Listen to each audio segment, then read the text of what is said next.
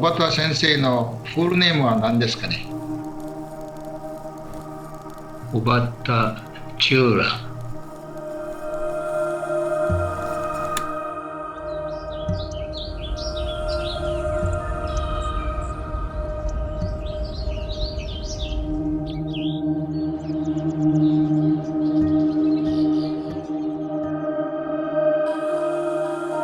我々祖先が教えました偉大なる教え。自然に逆らわないで、自然と共に始終、any where, any circumstance、感謝の念を持っていくということを私は自分のエイムとしています。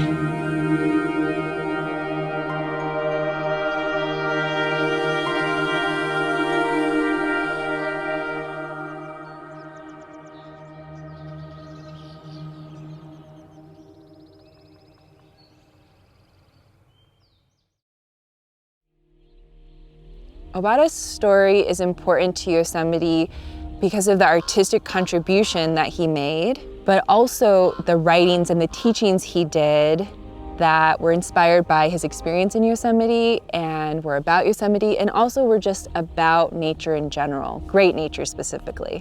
But I think it's even more than that. It's that he is one of very few artists of color that we associate with the park. It's that he's one of very few people of color whose story that we tell here.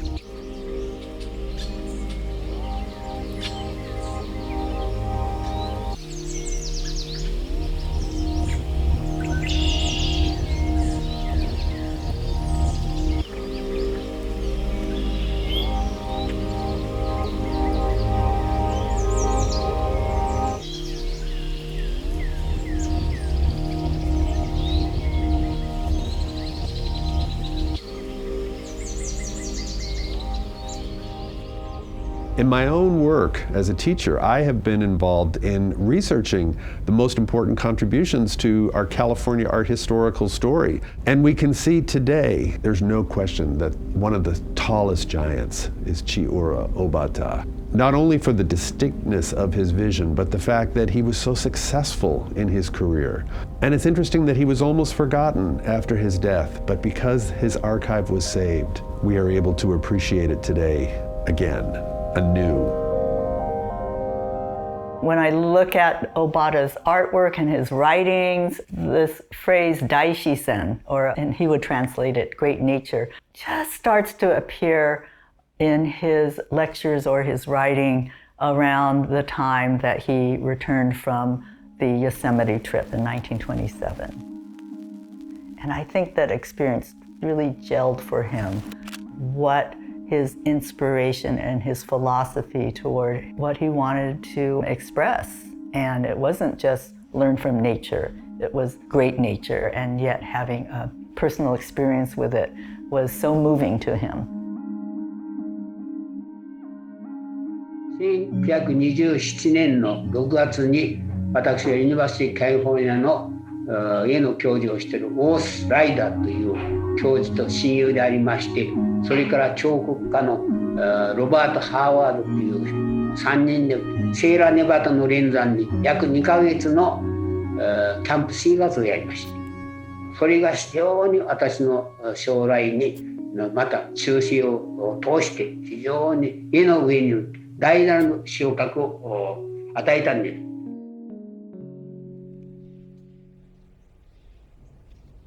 Because Obata's artwork is basically landscapes and depicting scenery, not in an abstract way. Some of his paintings do tend to be a little more abstract. What he was attempting to do then, I think, was in being reverent to great nature. This is what I saw, this is what I felt. And being able to put that on paper in an image, either black and white or in color, that was his goal.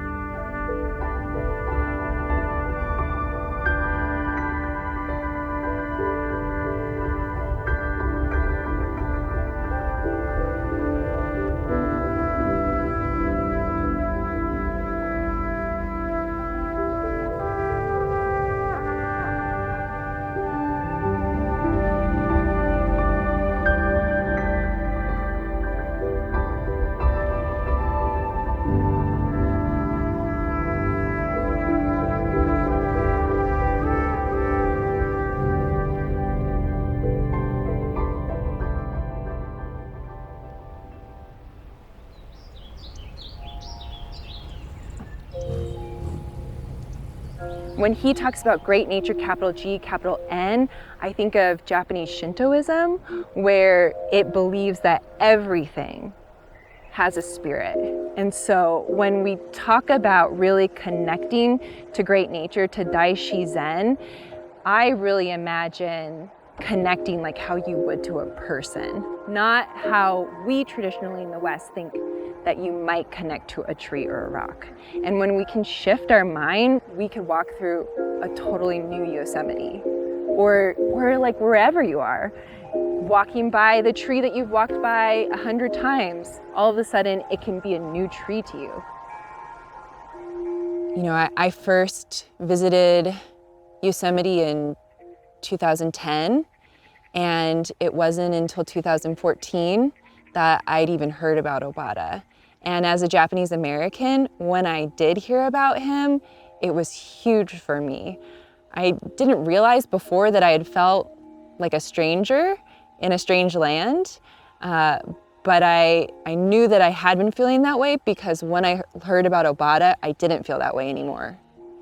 And for that reason, I think it really serves the national park to make a greater effort of telling these stories for, you know, whatever percentage of the population might feel like I felt.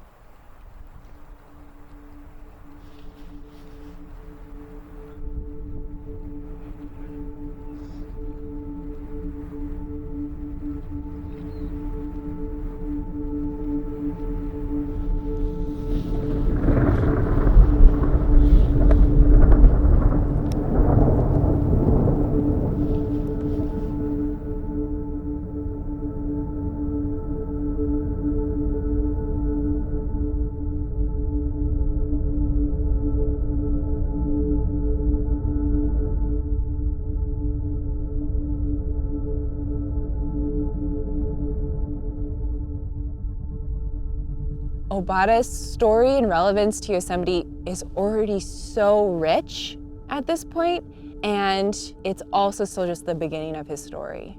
Because on December 7th in 1941, things would change for Japanese Americans in a profoundly tragic way.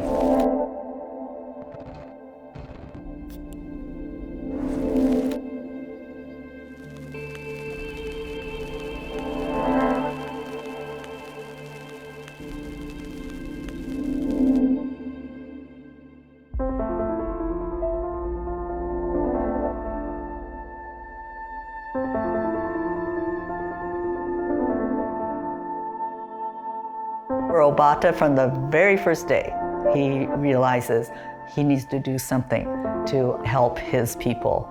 He developed this idea to start art schools and working with some of the other preeminent artists from the period, like Masusaburo Hibi and Mine Okubo, who had great reputations already in the Bay Area. They created this inspirational art school that became something that had an incredible legacy, and there are such wonderful artworks that came from camp that are such an important part of our American story. He, along with his co-founder, created a school that had 13 plus teachers, served 600 students. He gathered supplies for all of those classes and participants, and was just a huge undertaking amidst this craziness. And so the fact that he was also able to organize these schools was just so impressive to me, and speaks to the great amount of compassion and care that he had for his community. And also, in particular, the children that he was thinking of is what will they do while they're at these camps?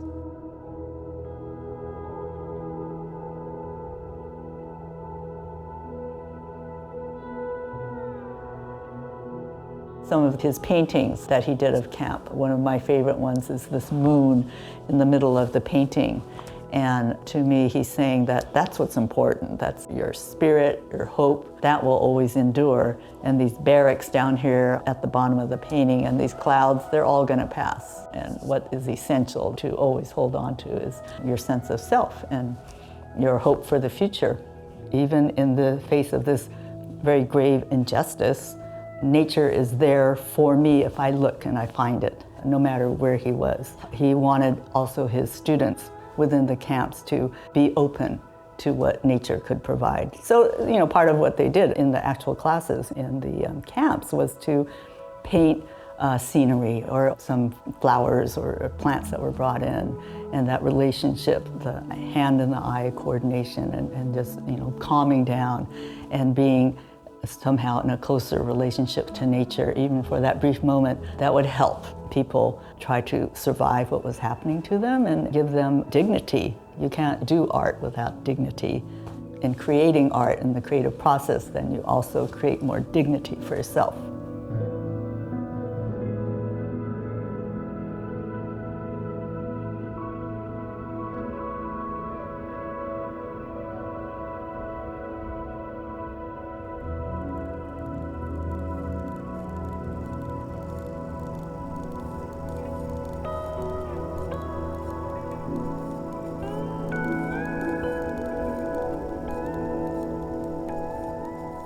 What I appreciate about learning about my grandfather's philosophy, how he taught, he said, go with nature. Find your relationship to nature, but he said, do it on your own. Do it where it's quiet. Find a quiet place in nature, and you can grow and you can learn. It's a personal experience.